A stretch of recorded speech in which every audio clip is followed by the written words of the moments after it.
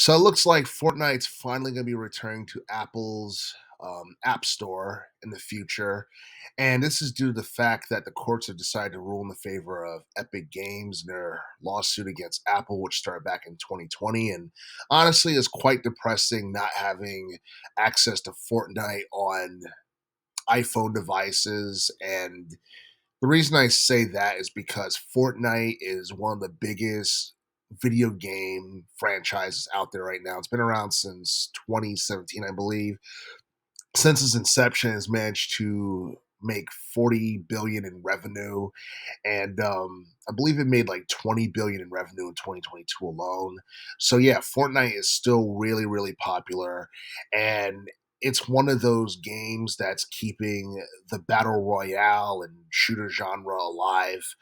And for those who don't know, the issue between Epic Games and Apple, basically, it started when Apple started. They were taking out like 15 to 30% of, I guess, revenue from purchases that was made within their stores, and yeah, I mean, they were receiving like, money through commission. And it was something that Epic Games did not like. And they basically did something where they can they can pretty much go around that. So they had like updated like their software link to avoid Apple's commissions, and it was something that pissed off Apple. And then yeah, that's where that whole thing got started.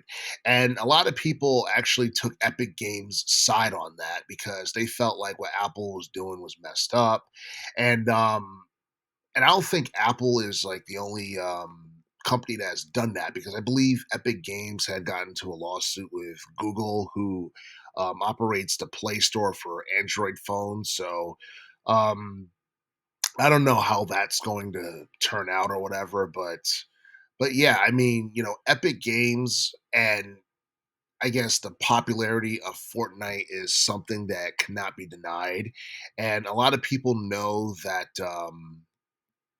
A lot of people know for a fact that Fortnite is just one of those franchises that has aged well, like over the past several years. It's still like culturally relevant. Um, we're still getting updates for Fortnite and all that stuff.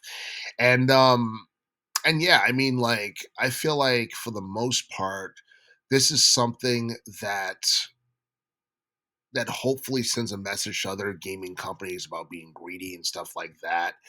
And I know, like, as a corporations, like, they do everything they can to maximize their profits and stuff like that. But I don't know. I honestly feel like if Fortnite was not as big as it was, they probably would have done nothing like that. Fortnite was making billions. Apple said, "Hey, you're on our platform. Let us get in on some of that." And I guess Epic Games just wasn't having it, and they wanted like all of their money, and they wanted all of their profits and earnings and stuff like that. And yeah, I mean, I'm actually quite surprised that the courts ruled in favor of Epic Games, but I'm pretty sure like their profits are going to surge as a result of this legal decision. In fact, like after the case had gotten started, it seemed like more people had started getting into Fortnite, and Fortnite started making more money than ever because is like I said, back in 2022, Fortnite made like 20 billion alone. So it proved that Epic Games and Fortnite really didn't need Apple to make a huge profit or anything like that. But hey, having Fortnite on Apple stores is something that that's definitely not going to hurt them. In fact, it's something that's going to show that at this point, the franchise is damn near untouchable for the most part.